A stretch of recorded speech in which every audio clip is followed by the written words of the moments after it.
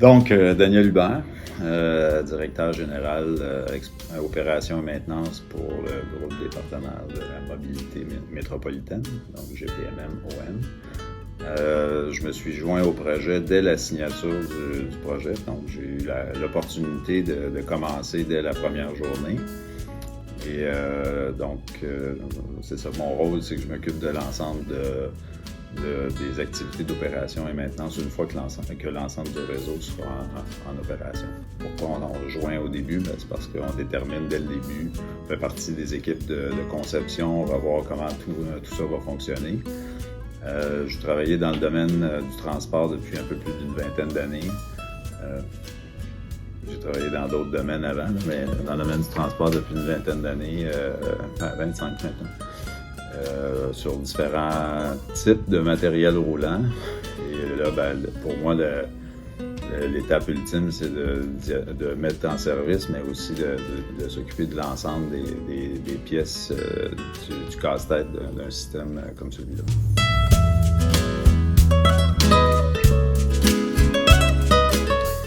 Je pense que le projet REM, c'est un projet assez structurant pour la région de Montréal, parce que c'est un projet de transport en commun qui permet de relier autant la rive sud, le centre-ville, l'ouest, à l'aéroport de Montréal.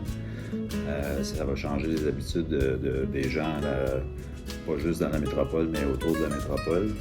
Des fois, je dis, on fait partie du groupe des partenaires pour la mobilité métropolitaine. On aurait pu appeler ça groupe des partenaires pour la mobilité mondiale, parce qu'en fait, une fois que tu es rentré dans le REM, tu prends l'aéroport, tu peux aller dans n'importe quelle destination.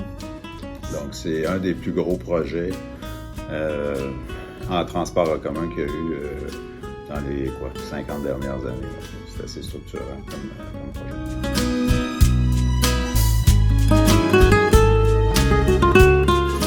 Oui, c'est sûrement une formule qui peut être répétée. Tu parles de legs. Pour avoir travaillé dans le domaine du transport en commun pendant un petit bout de temps, c'est rare qu'on ait la chance de faire ça directement chez soi. Donc, j'ai eu la chance de travailler sur plusieurs projets de transport, mais dans d'autres grandes villes. C'est le fun de pouvoir le faire directement dans sa cour arrière. Donc, oui, c'est un projet stimulant pour bien des gens qui ont eu la chance de travailler sur ce projet-là à ce point de vue-là.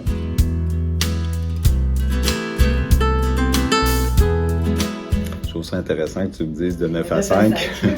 Ça n'existe pas des journées de 9 à 5. Premièrement, on est en service 24/7. Donc, pas aujourd'hui, mais même pendant toute la période de conception, c'est pas vraiment des journées de 9 à 5.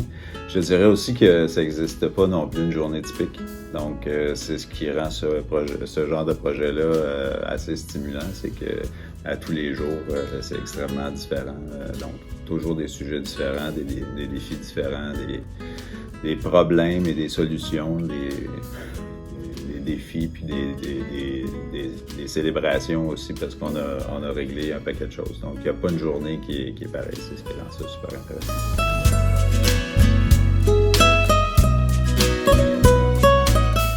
Je pense qu'à ce stage-ci, ce qui est intéressant, puis peut-être que les gens ne réalisent pas, c'est quand on regarde ça de l'extérieur, c'est la vitesse avec laquelle le projet a été mis ensemble, en construction puis en opération.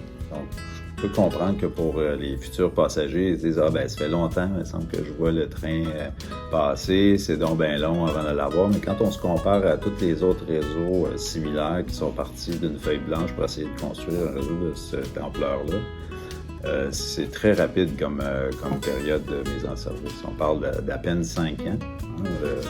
Le 17 avril de cette année, ça va faire 5 ans. Ça, c'est dans une période de COVID, dans toutes sortes de situations qui n'existent pas ailleurs. Donc, la rapidité dans laquelle le projet a été mis en place, je pense que c'est assez impressionnant. Puis évidemment, ça prend beaucoup de disciplines différentes puis de gens différents pour arriver à mettre ça en place. Fait que d'être capable d'aller dans la même direction pour atteindre ce niveau-là, c'est quelque chose que je trouve intéressant.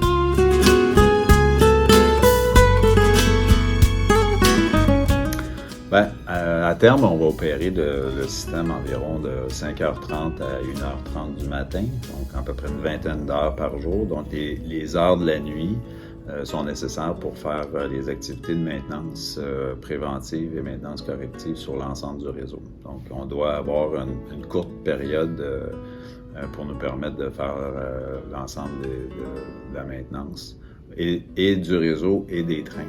Donc, lorsqu'on sera en opération, puis pour nous, on a un contrat de départ de 30 ans après la mise en service du réseau au complet. C'est quand même 365 jours par année, 20 heures par jour d'opération, 4 heures par jour de maintenance. Donc, on parle pas de... C'est pas un sprint. Hein? Tantôt, je parlais de vitesse. Là, on n'est plus dans le mode sprint. Quand on est dans le mode opération maintenance, c'est un ultramarathon après, pour les 30 prochaines années.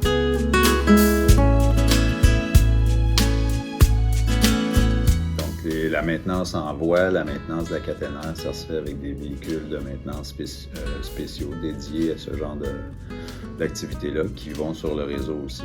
Donc, il y a une partie de planification qui se fait tous les jours parce que 4 heures, là, c'est très court sur un réseau de 67 km. Donc, il faut préparer toutes les activités de maintenance pendant le jour pour qu'on soit très efficace pendant cette période-là de 4 heures.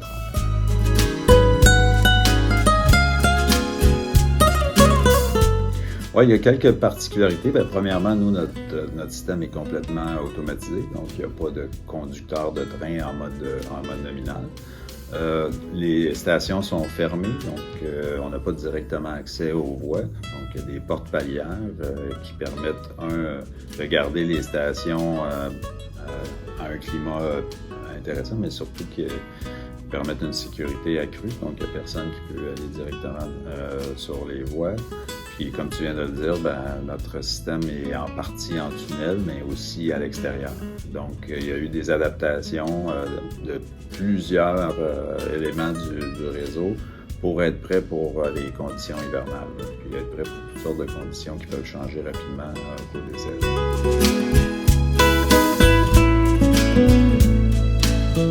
Oui, puis justement, sur ces conditions-là, est-ce qu'il y a des conditions plus difficiles, plus faciles? Est-ce que, par exemple, durant l'hiver, est-ce qu'il y a des choses qui changent dans la façon dont les trains sont opérés, comme par exemple le délai entre les trains ou la distance entre les trains, par exemple?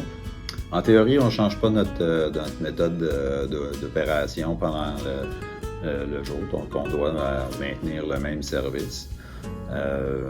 Mais par contre, notre opération peut être un peu différente. Donc, on a des activités de déménagement qu'il faut faire. On pourrait continuer à rouler toute la nuit pour éviter l'accumulation de neige sur les voies. On a des outils spéciaux pour enlever la glace dans des périodes de verglas qu'on peut utiliser. Donc, il y a des ajustements qu'on doit faire un petit peu aussi avant la période hivernale. Un peu comme si tu prépares ton chalet pour l'hiver, mais il y a des choses que tu fais différemment, mais on fait la même chose. Donc, il y a des éléments qu'on prépare là, en fonction des saisons. Puis, et aussi, à tous les jours, on est aux aguets des changements de température. Là. Donc, ça fait partie de notre veille constante, c'est de voir qu'est-ce qui se passe au niveau de température. Puis ça peut avoir un impact sur l'opération.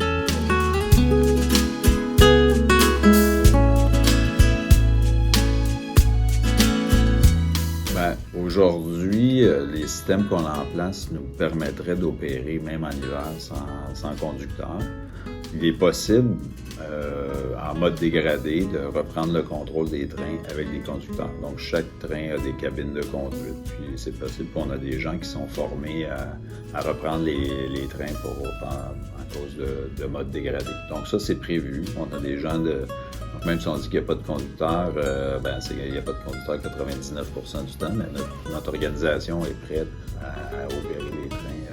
Mais de façon systématique, que l'ensemble des trains roulerait de façon manuelle, c'est pas prévu.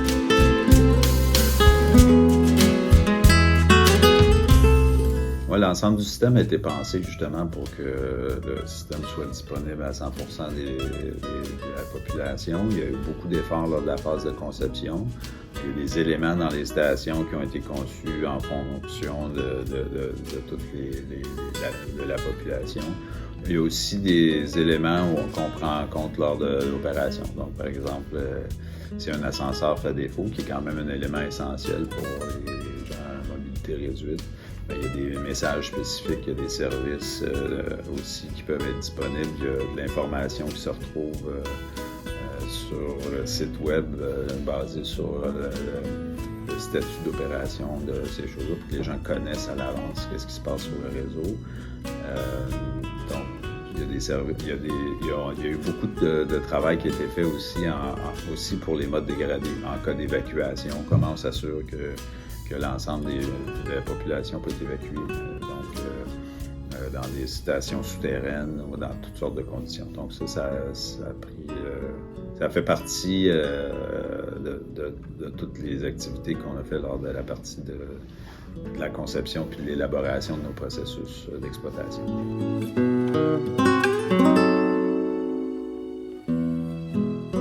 Je pense qu'il y a comme 3 grandes séries de tests qui sont faits. Il y a des tests qui sont faits avant même qu'un train arrive ou qu'un sous-système arrive. C'est des tests en usine, qui sont des tests de qualification de chacun des sous-systèmes. Après, une fois qu'on est rendu ici, il y a des tests statiques des différents sous-systèmes après leur installation. Puis après, ce qu'on voit depuis un petit bout de temps, c'est des tests d'intégration système. Et là, il y a différents niveaux d'intégration, 2 sous-systèmes ensemble, 2 autres sous-systèmes, puis après, plus de sous-systèmes. Puis après, on charge le système graduellement. Au début, on roulait 1 ou 2 trains. Là, on augmente comme si c'était le service commercial. Une fois qu'on a une certaine stabilité, un niveau de disponibilité, là, on fait une simulation en grandeur réelle. Donc, on opère pendant au moins 1 mois le même service comme si on avait des passagers. Donc, on a à ce moment-là, l'ensemble de l'organisation ou opération maintenance est déployé. On opère le même service comme si on était avec des passagers. Ça, c'est le dernier test là, une fois qu'on a obtenu ça, on est prêt à partir. On fait aussi des simulations de mode dégradé pendant ces tests-là, des simulations d'urgence avec les services de secours. Donc, ça fait partie. Mais c'est un programme de test très rigoureux qui doit être fait avant de mettre en place un système de train automatique.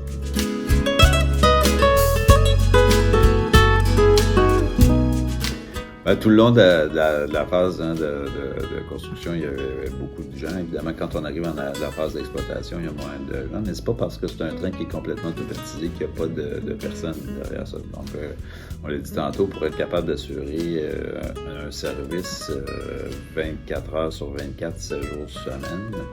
Donc, ça prend une rotation de personnel. Environ, dans le moment, sans compter les sous-traitants, mais pour la première section, l'antenne Rive-Sud, qu'on appelle le premier 16 km, les 5 premières stations, on parle d'environ 260 personnes à temps plein pour GPM-MON, plus certains sous-traitants, donc peut-être environ 300 au total, 300 personnes. Et ça, c'est seulement pour la première phase. Donc, quand on va continuer vers le 67 km, il y a d'autres personnes qui vont se joindre à notre organisation. Je cherche toujours des gens, d'ailleurs. Il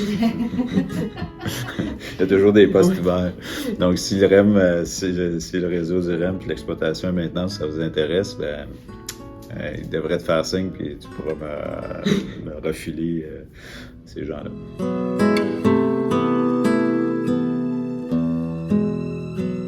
C'est un projet qui est super intéressant. Puis on a très hâte de partir la mise en service puis d'accueillir des passagers parce qu'à la fin, c'est un beau défi de construction, c'est un beau défi d'ingénierie, c'est un beau défi à tous les jours. Mais la raison pourquoi on fait ça, c'est pour assurer un service à la communauté et d'avoir un service en commun qui est fiable. Donc on a bien hâte de tout mettre ces éléments-là puis d'offrir le service à la population.